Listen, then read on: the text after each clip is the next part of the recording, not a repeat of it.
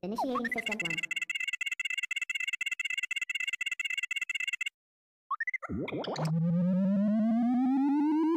System 1 loaded.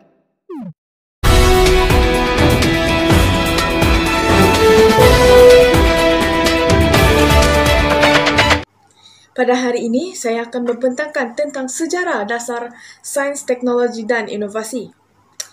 Dasar STI ini dilancarkan pada tahun 1986 dan mendapat penggubalan dan pelaksanaan dasar pada tahun 1986 hingga tahun 1989. Melalui penggubalan dan pelaksanaan dasar, yang pertama itu terdapat pembangunan industri teknologi, iaitu satu pelan tindakan kebangsaan yang dilancarkan pada tahun 1990 hingga tahun 2001. Seterusnya, dasar sains, teknologi dan inovasi ini dilancarkan pada kali keduanya, iaitu pada tahun 2002 hingga tahun 2010.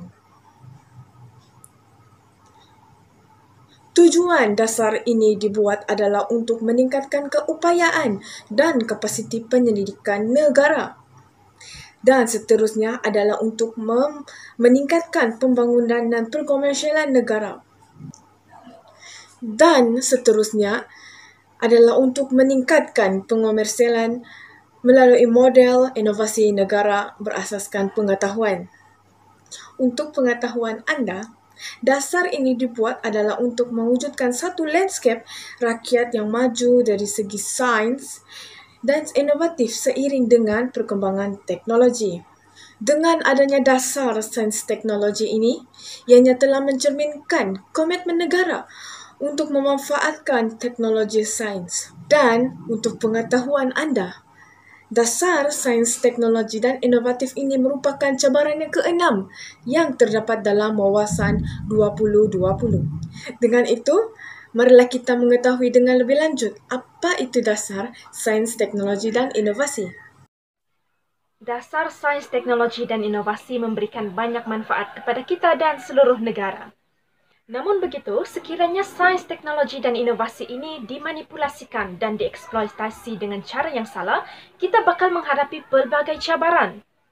Antara cabaran yang bakal kita hadapi ialah ancaman senjata pemusnah ataupun Weapon Mass of Destruction (WMD). Senjata pemusnah ini boleh terdiri daripada senjata nuklear, senjata biologi, senjata kimia dan juga senjata peledak. Cabaran seterusnya ialah pembangunan teknologi nuklear yang tidak terkawal. Sekiranya pembangunan teknologi nuklear ini tidak dikawal dan bertujuan untuk ketenteraan, adalah menjadi satu mimpi ngeri bagi kita semua manusia sejagat. Jika kita lihat pada hari ini, kita telah pun dikejutkan dengan isu semasa tentang Perang Dunia yang Ketiga. Perang Dunia yang Ketiga ini melibatkan teknologi nuklear sebagai senjata utama. Sekiranya penggunaan teknologi nuklear ini tidak dikawal dengan sebaik mungkin, kita bakal menghadapi satu ancaman yang besar dan seterusnya akan memberikan kesan yang amat buruk. Cabaran yang seterusnya iaitu cabaran untuk mewujudkan masyarakat yang maju dari segi sains dan progresif, berinovatif dan berfikiran jauh. Di samping menjadi pengguna teknologi, golongan ini juga mampu menjadi penyumbang ke arah kemajuan sains dan teknologi di masa akan datang.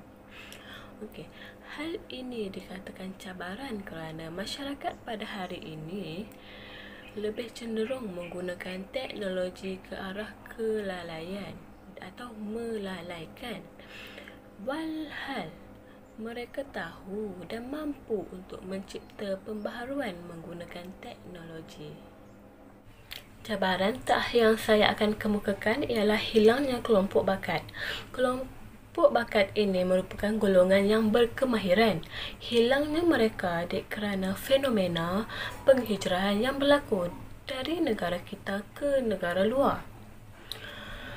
Hal ini amatlah membimbangkan kerana ia telah menghakis tenaga kerja kita yang berkemahiran dan ia juga telah mengancam aspirasi negara kita untuk menjadi negara maju dan berpendapatan tinggi. Sains, teknologi dan inovasi negara memberi fokus kepada 6 teras strategi, iaitu yang pertama, memajukan bidang-bidang penyelidikan dan pembangunan saintifik dan sosial serta pengkomersialan iaitu RDNC.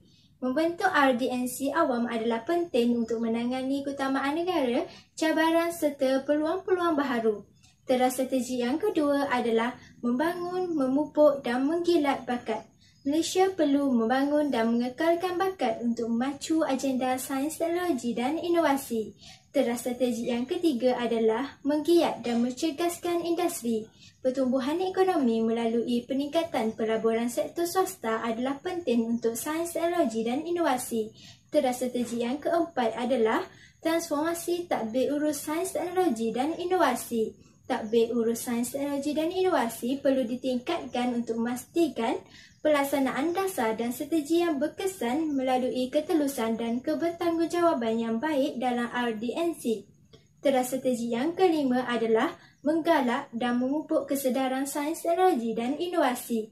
Kesedaran awam mengenai sains, teknologi dan inovasi adalah penting bagi pembangunan keseluruhan masyarakat dan negara. Teras strategi yang terakhir adalah mengukuhkan hubungan strategi antarabangsa.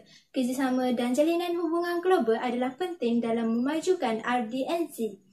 Dengan pengukuhan teras-teras strategi ini, Malaysia mampu meningkatkan kecekapan sains, teknologi dan inovasi untuk menjana pengetahuan, mencipta kekayaan dan seterusnya meningkatkan kesejahteraan. Dasar ini menggambarkan agenda untuk maju Malaysia ke arah sebuah negara yang lebih kompetitif dan cekap melalui asas STI yang kukuh. Dasar ini dirumus berdasarkan pencapaian, cabaran dan iktibar yang diambil dari pelaksanaan dasar yang terdahulu. Ia menggariskan hala tuju pelaksanaan STI bagi mewujudkan sebuah negara maju sains untuk transformasi sosioekonomi dan pertumbuhan inklusif. Kesimpulannya, pada tahun 2012, Malaysia telah pun berjaya menduduki tempat yang ke-14 daripada 15 buah negara yang paling berdaya saing di dunia. Pada tahun 2020, Malaysia berhasrat untuk menjadi 10 buah negara yang paling terbaik di dunia.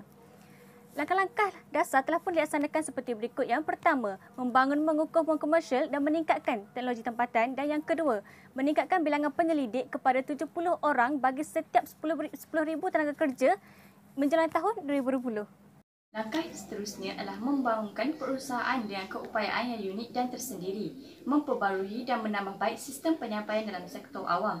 Yang kelima, menjalankan program outreach untuk meningkatkan kesedaran dalam kalangan masyarakat pada masa kini. Dan yang paling terakhir, membangunkan rangka kongsi dan jaringan kerjasama antara negara-negara yang utama.